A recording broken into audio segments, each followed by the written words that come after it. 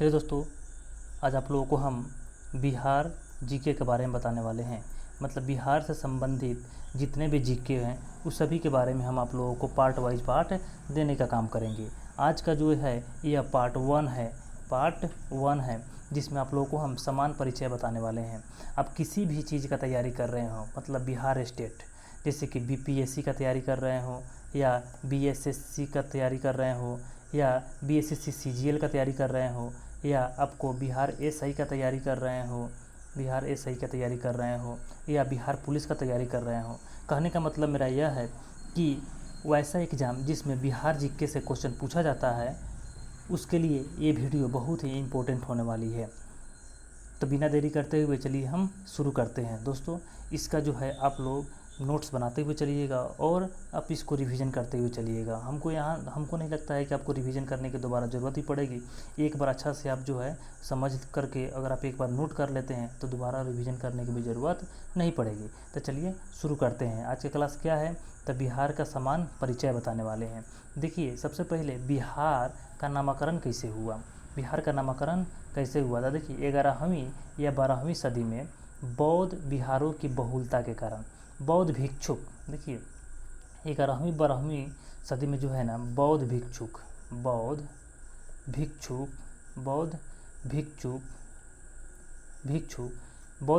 जो है यहाँ पे बहुत ज़्यादा आया करते थे। एक चीज़ आप जान जाइए कि बौद्ध के जो मंदिर होते हैं, बौद्ध धर्म के जो मंदिर होते हैं उसे हम चैत्य कहते हैं। क्या कहते हैं? तो चैत्य कहते हैं। बौद्ध भिक्षुक जो है ना 11वीं 12वीं सदी में बहुत अधिक आया करते थे, जिसके कारण वह जहाँ पे भिक्षुक जिस क्षेत्र में रहते थे उस क्षेत्र को हम विहार कहते थे। उस क्षेत्र को क्या कहते थे? विहार कहते थे। अब पूरे बिहार भर में फैले थे, इसीलिए जो है ना विहार को बदल करके क्या कर दिया गया?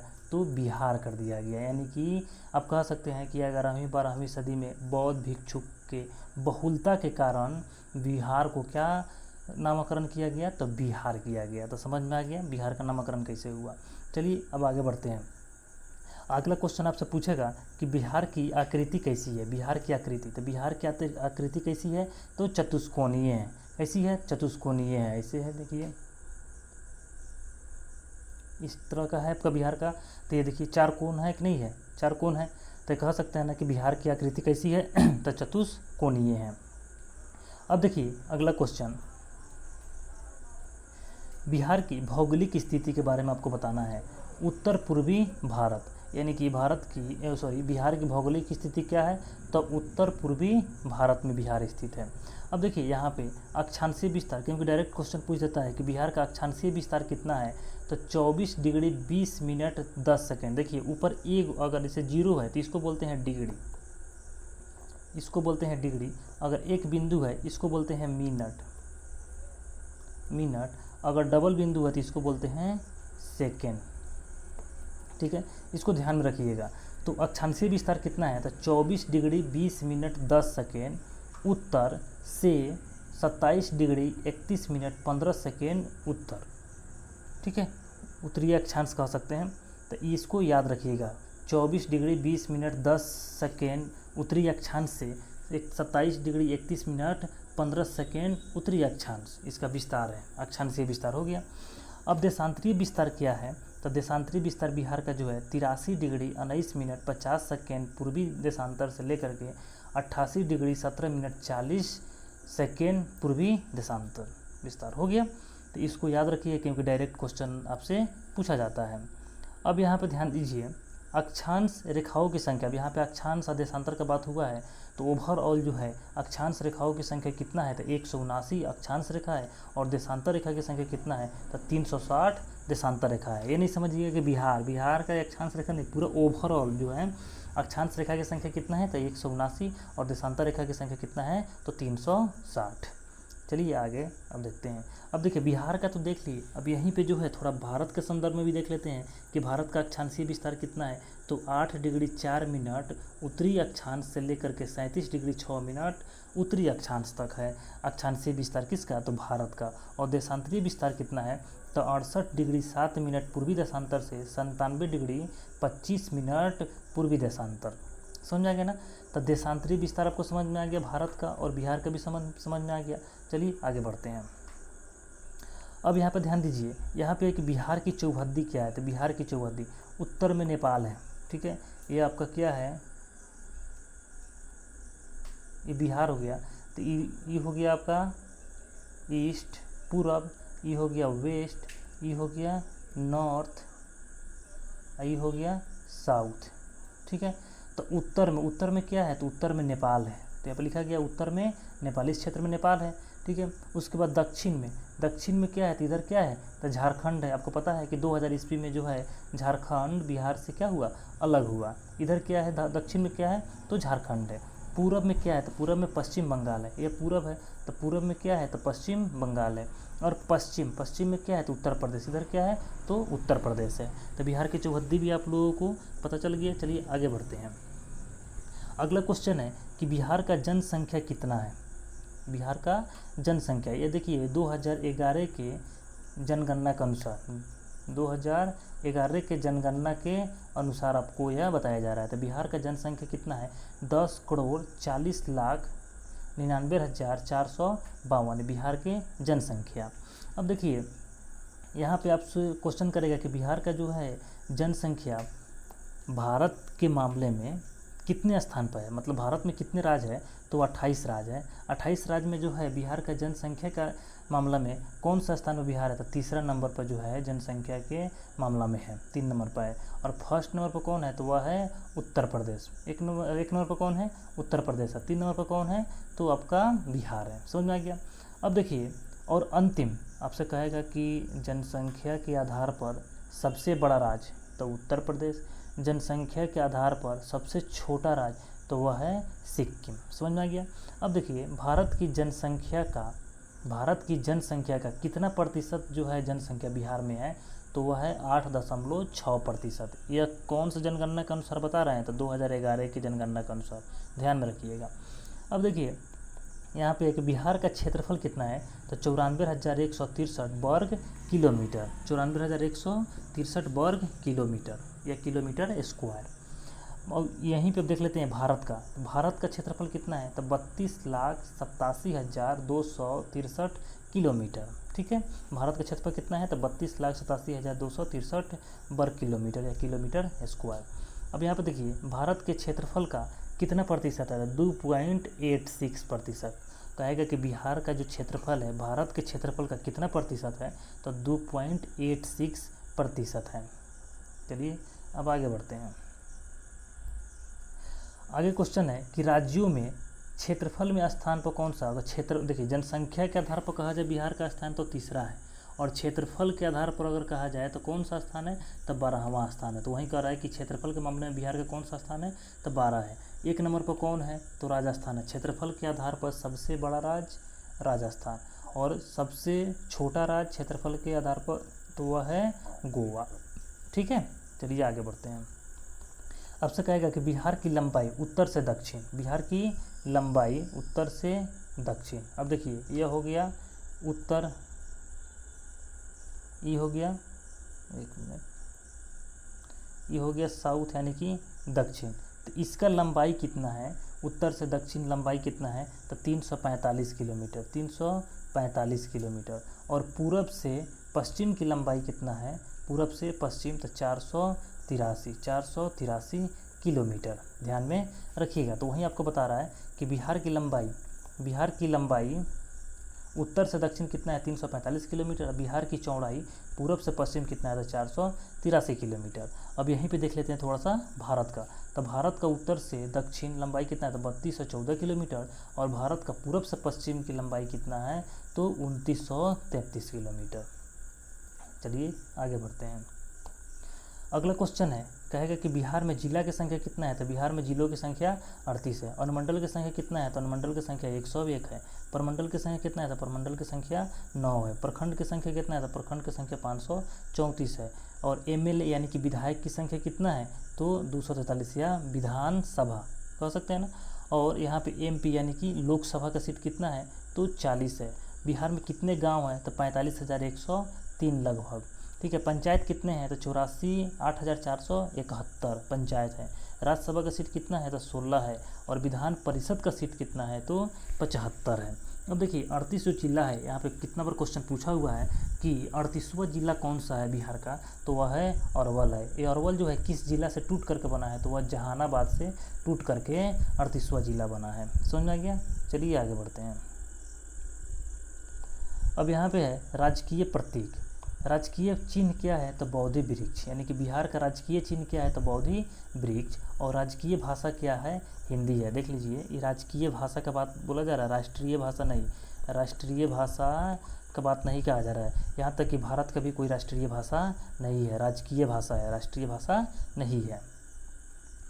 अब आपसे कहेगा कि राजभाषा की संख्या कितने हैं तो 22 राजभाषा है। ये राजभाषा का जो है जिक्र कौन सा अनुसूची में है तो 8वीं अनुसूची में है। भारत का द्वितीय भाषा कौन सा है, द्वितीय भाषा तो वह है उर्दू। द्वितीय भाषा कौन सा है तो वह उर्दू है। ठीक है, द्वितीय भाषा है। यहाँ देखिए लिखा भी है द्वितीय राजकीय भाषा कौन सा है तो उर्दू है। उसके बाद यहाँ बता रहा है कि राजकीय पशु बिहार के कौन है तो वह है बैल। राजकीय पक्षी कौन है तो वह है गौरैया। राजकीय वृक्ष कौन सा है तो वह है पीपल। राजकीय पुष्प कौन सा है तो वह है गेंदा। राजकीय मछली कौन सा है तो वह है मांगूर। समझ में आ गया। चलिए आगे बढ़ते हैं दोस्तों। अब यहाँ पे देखिए प्रमुख दिवस के बारे में अब थोड़ा सा जिक्र कर देते हैं। देखिए 12 दिसंबर 1911 को दिल्ली दरबार का आयोजन किया गया, जिसे शाही दरबार भी हम कहते हैं। इसमें मुख्य अतिथि के तौर पर कौन आए थे तो राजा थे जॉर्ज पंचम और रानी थी मैरी। कौन थी, रानी मैरी थी। हम जानते हैं कि बंगाल इनका आगमन हुआ था, इसमें क्या क्या किया गया, कौन कौन सा प्रावधान को लागू किया गया। तो देखिए बंगाल विभाजन हम जानते हैं कि 16 अक्टूबर 1905 ईस्वी को जो है बंगाल का विभाजन हुआ था। तो जब यह दिल्ली दरबार का आयोजन हुआ, इसमें कहा गया कि बंगाल विभाजन को रद्द किया जाए और बिहार को बंगाल से अलग करके अलग राज्य बनाया जाए। यानी कि आपसे क्वेश्चन करेगा कि बंगाल विभाजन हुआ कब तो 1905 में, और दिल्ली दरबार का आयोजन कब हुआ था तो 1911 में। जब यह आयोजन हुआ था तो उसमें कहा गया कि बंगाल विभाजन को जो है ना, विभाजन जो हुआ है उसको रद्द किया जाए और बिहार को बंगाल से क्या किया जाए तो अलग किया जाए। यानी कि पहले बिहार किस में था, तब बंगाल में ही था। ठीक है, तो इसमें प्रावधान किया गया। आगे देखिए 22 मार्च 1912 को बिहार, उस समय बिहार के साथ कौन कौन था तो उड़ीसा भी था, और कौन था तो अभी का झारखंड भी उसी में था। ठीक है, तो 22 मार्च 1912 को ठीक है बिहार प्रांत की गठन की घोषणा किया गया कि बिहार प्रांत का अलग अलग प्रांत बनाया जाएगा बिहार को, किससे तो बंगाल से पृथक करके। ठीक है, इसकी अधिसूचना जारी की गई या घोषणा की गई। समझ में आ गया। गठन की घोषणा कब की गई 22 मार्च 1912 को। इसीलिए जो है ना 22 मार्च को ही हम किस दिवस को मनाते हैं तो बिहार दिवस को हम मनाते हैं। तब से क्वेश्चन करेगा कि बंगाल से बिहार को पृथक करने की गठन की घोषणा या अधिसूचना कब जारी किया गया तो 22 मार्च 1912 को किया गया। 22 मार्च को हम कौन सा दिवस मनाते हैं तो बिहार दिवस मनाते हैं। ठीक है, अब देखिए 1 अप्रैल 1912 को बिहार प्रांत के रूप में गठन किया गया। गठन की घोषणा किया गया 22 मार्च को, और बिहार प्रांत के रूप में गठन कब किया गया तो 1 अप्रैल 1912 को गठन किया गया। ठीक है, अब अगला देखिए आगे क्या है। 1 अप्रैल 1936 को बिहार से उड़ीसा अलग हुआ। 1936 को जो है ना बिहार से उड़ीसा क्या हो गया तो अलग हो गया। 1956 थोड़ा सा यहाँ पे देख लीजिए, राज्य पुनर्गठन आयोग द्वारा राज्य के रूप में स्थापना किया गया। 1956 में राज्य पुनर्गठन आयोग के द्वारा जो है बिहार राज्य को राज्य के रूप में क्या किया गया तो स्थापना किया गया। ठीक है, तो बिहार राज्य के रूप में स्थापना कब किया गया तो 1956 के राज्य पुनर्गठन आयोग द्वारा। ठीक है, अगला देखिए, अगला कह रहा है कि 15 नवंबर 2000 बिहार से झारखंड अलग हुआ। अब देखिए बिहार से झारखंड जब अलग हुआ तो कितना प्रतिशत क्षेत्रफल लेकर के अलग हुआ तो 46% क्षेत्रफल लेकर के जो है ना बिहार से झारखंड अलग हुआ, मतलब 46% हिस्सा बिहार से अलग हो गया। ठीक है, उसका में क्षेत्रफल कितना लेकर अलग हुआ था तो 79,716, यानी कि कहेगा कि झारखंड का क्षेत्रफल कितना है तो 79,716 वर्ग किलोमीटर है। समझ में आ गया। आगे देखिए, अब यहाँ पे अगला क्वेश्चन है कि स्वतंत्र भारत के संविधान के अंतर्गत पहला आम चुनाव बिहार में कब कराया गया? तो 1952 में कराया गया। स्वतंत्र भारत, हम स्वतंत्रता भारत को कब मिली? तब 15 अगस्त 1947 को। तो जब स्वतंत्र भारत हो गया तो संविधान के अनुसार पहला आम चुनाव बिहार में कब कराया गया? तो 1952 में कराया गया। इसको याद रखिएगा। उसके बाद अगला क्या है? तो बिहार में प्रथम कांग्रेसी सरकार का गठन कब किया गया? प्रथम कांग्रेसी सरकार का तब 20 जुलाई 1937 को कराया गया। समझ? चलिए आगे बढ़ते हैं। अगला क्वेश्चन देखते हैं, बिहार की सबसे पूर्वी जिला मतलब देखिए, ये बिहार हो गया, ये क्या है? पूरब है, या पूरब है। तो पूर्वी जिला कौन है सबसे? तो यहाँ पे क्या है? तो किशनगंज है, किशनगंज है, किशनगंज। तो पूर्वी जिला सबसे कौन है? तो किशनगंज है। और पश्चिमी जिला मतलब ये इधर कौन है? तो कैमूर है। सबसे पश्चिम में कौन है? तो कैमूर है। और सबसे उत्तर में कौन है? तो यहाँ पे पश्चिम चंपारण है, पश्चिम चंपारण है। और दक्षिण में कौन है? तो वह है गया। ठीक है, यही बता रहा है कि पूर्वी जिला कौन है? तो किशनगंज। पश्चिमी जिला कौन है? कैमूर। उत्तरी जिला कौन है? पश्चिम चंपारण। और देखिए पश्चिम चंपारण जो है ना सबसे बड़ा जिला है। और यहीं पे जान जाइए कि सबसे छोटा जिला कौन है? तो शेखपुरा है। और पहला जिला, बिहार का पहला जिला कौन है? तो वह है पूर्णिया।